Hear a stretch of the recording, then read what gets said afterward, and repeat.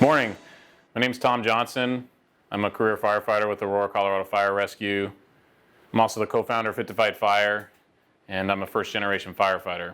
And with being a first-generation firefighter, I can't really speak to the training environment and the regimen 20, 30 years ago in the fire service. But in my experience, traveling around, talking to other departments, and as a training officer, I can speak to what I think is missing in the fire service these days when it comes to training. And I really think there's a disconnect between the fire service and training.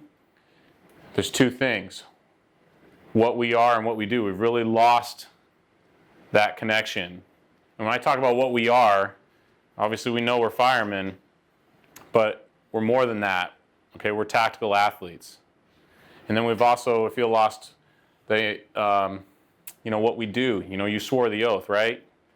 That first day you got hired, you said, I'd be ready. I'm going to be ready when the time comes. I'm going to be ready when the big call happens. I'm going to show up prepared. But somehow we've missed that, and we really need to reconnect with that. So when we talk about what we are, tactical athlete, I like to parallel sports a lot. My athletic background, I really find some similarities between the fire service and the athletic area. So, there is no off season. That's really the difference.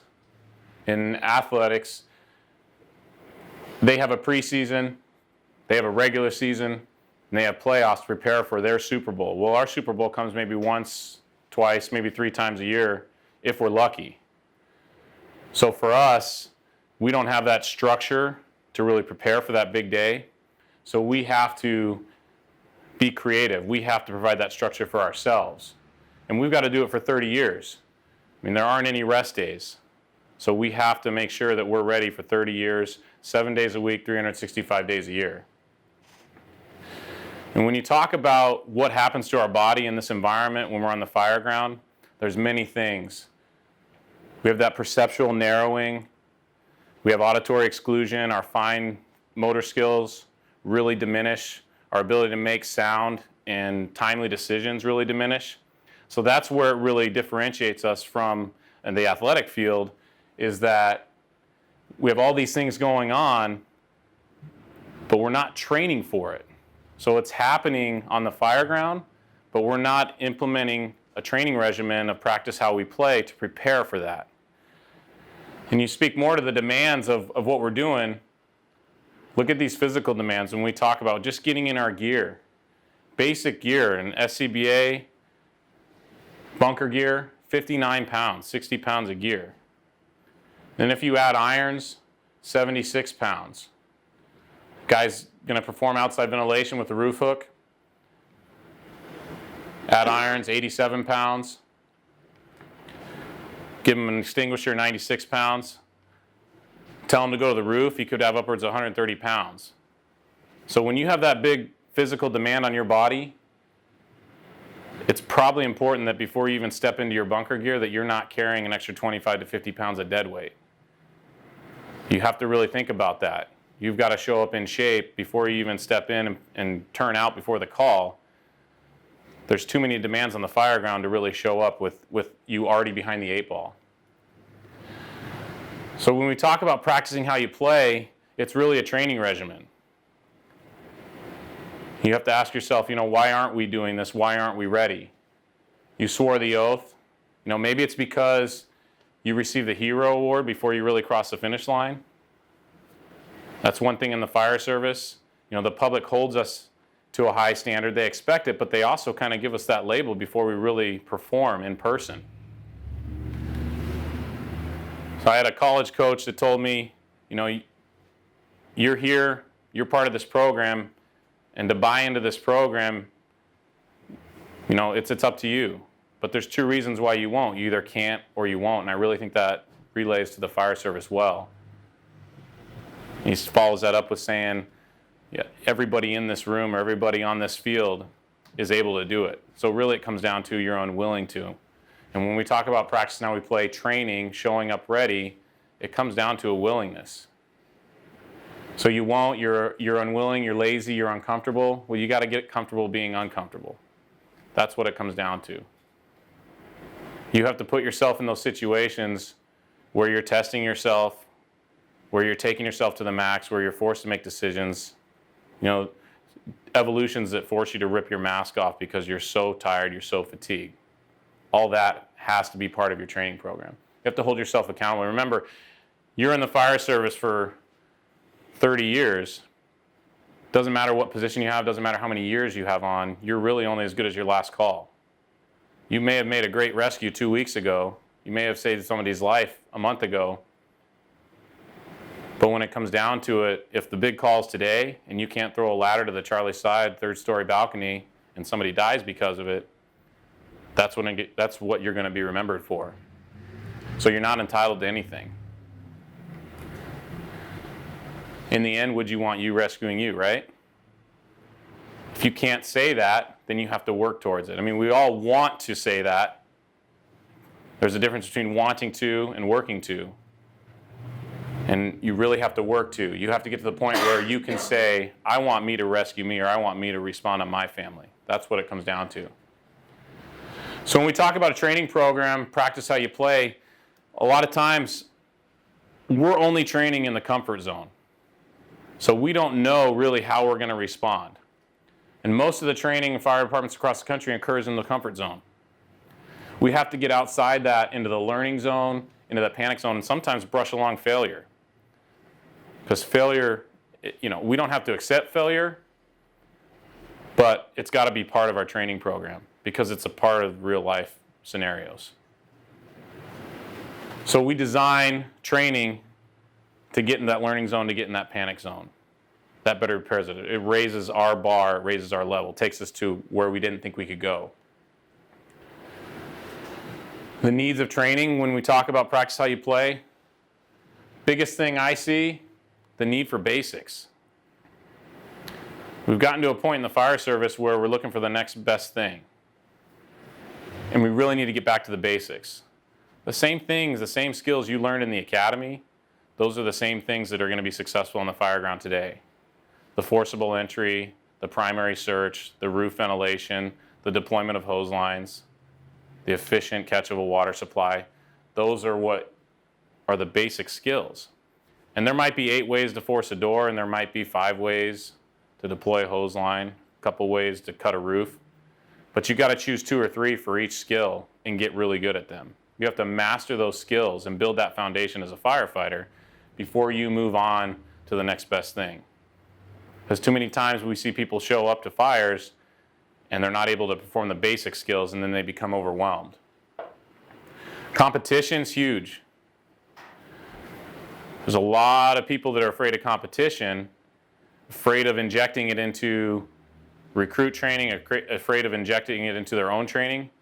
But look at back in the 60s, United States and Russia, they were racing to put a first man into outer space. You think competition got each one there faster? Sure it did. And the competition is the driving force of improvement of any industry over centuries across in the United States and across the world. Without competition, we wouldn't be where we're at today, and we have to inject that into our training. Now, who are you competing with? You're going to compete with yourself. You should. You should compete with yourself every day. You should try to become the best version of yourself every day. But compete with other crews. Compete with others within your department. That's what it comes down to. If you can be open to competition, you're going to raise your level. Everybody gets better when you compete. It's got to be healthy competition. I mean, sometimes I've got a group of guys that I compete with at my job. They're the kind of the go-to team that you run up against. And, sometimes I lose, but that's okay because I'm getting better. Sometimes I win, and that's okay because they're getting better. But with competition, it puts that added level of stress, and it's going to help you perform in those stressful environments. The need for a clock, right? We time everything. How long does it take to get in our turnouts? How long does it take to respond to a call to a scene? How long does it take to put water on the fire? Fire doubles every 30 seconds. We have 10-minute tickers on scene to tell us how long we've been on scene. So time matters. If you're not adding a clock to your training, then that's a problem. How do you know how fast you can deploy a hose line to the Charlie side of a building if you're not timing yourself? If I've got 2 crews on scene and one can catch a water supply, get to the front door, mask up, force entry, and put water on the fire in under 8 minutes, and then I've got another crew that it takes them 20 minutes to do it, which crew do you want on scene? You're going to want the one that does it in 8 minutes. Time is of the essence. So you need to add the clock. I'll take this picture from FDIC 2017. Okay, RIT combat drills. They time everybody there because it's important, right? You're a firefighter running out of air. Do you have 20 minutes in there just to sit around waiting for somebody to come get you? No. Would you want, for the Pittsburgh drill, would you want the team that's 5:28 coming to get you? Or do you want the one that's 10:04? 5 minutes is big. 30 seconds is big. I'm choosing the team that's 5:28. And I'm going to have to sidetrack a little bit here, but team 4, right? All the lowest times across the board on all the drills. The 2 pair that completed that happened to be from my department in Aurora. They practice how they play. They're invested in the job. They work on making decisions under stress. They put themselves in stressful environments to prepare for that. When asked if they wanted to complete these drills, blacked out, or have full vision, said, no, black us out. We're here to get better. We're here to train for the worst case scenario. So time does matter. Put a clock to your training. There's nothing but benefits for putting a clock to your training. I know with time with my crew, we talk about deploying 2 hose lines at once, transitional line to one side, primary attack line to the front door. When we first start doing it, 3 minutes or so, by the time you set the air brake and get a water supply. But after a couple weeks of deploying hose lines, we're down under a minute. We've got one person pulling each hose line. We've got a way of deploying it. By the time we set the nozzle down, we know the bed's clear. You call for water before you even hit your objective. You know what you're doing. The delay of the engineer is negated, so you've got water coming. Remember, it's how fast you put water on the fire. So put a clock to your training. The need for failure. Touched on that a little earlier, but if any of you have seen Michael Snodgrass's FIRExTalk 2016, the 1,000 Maydays, he talks about that, about failure is not only an option, it's a probability. Now, over the course of a few days, they put, a certain number of firefighters through many Mayday scenarios. Comes out to about 1,000 Maydays. And there's certain scenarios and evolutions in there where 0% of the firefighters were successful at achieving the objective in a 60-minute clock. And he goes on to say that none of these firefighters show up expecting to fail. And this may have been the first time they've ever failed at anything, but what does that do? It exposes your shortcomings. It sends you back to the drawing board to figure out what you need to do to show up prepared. So you have to have failure in there. Again, we aren't accepting failure, but there's got to be that possibility because there's a possibility on scene. You have to replicate that environment on scene. You have to be able to challenge yourself. What's the first thing that happens when the tone goes off and you know you're going to a fire? The adrenaline rush, the heart rate increase, the respiratory rate increase. It's a stress. Somewhat fun stress, but you're amped. You're starting to miss things. So you've got to replicate that. You've got to recreate it. You've got to add curveballs into your training. You've got to dead hydrants, blocked access. It can't be that simple, run into the building, find the dummy, drag it out. Okay, you got to put him on carpet. He's got to be buried. You maybe have to be by yourself. Hey, guess what? While you're in the middle of a search, something happens with your air bottle and now you create a RIC evolution. It's got to be unexpected. Your bottle turns off. Something like that. Expect the unexpected. Most important thing you need in your training, though, is the need for fitness. And when I talk about fitness, everybody thinks physical fitness, and yeah, that's part of it. But what we're talking about is there's all three areas. There's three components to a fit firefighter, which is the foundation to any well-rounded firefighter, in my opinion. We talk about physical, mental, and behavioral. Physical, obviously, are you showing up in shape? 70% of the fire service is out of shape. So that means when a 3-person crew shows up to your house, ready to do the job, 2 out of 3 are showing up, they're getting off the rig, they're not able to do the job to their fullest capability. 2 out of 3, 2/3. So if you have 3 rigs on scene, 2 of those rigs are out of shape. So you have to work towards, if you're part of that 70%, you've got to work towards getting on that 30% side.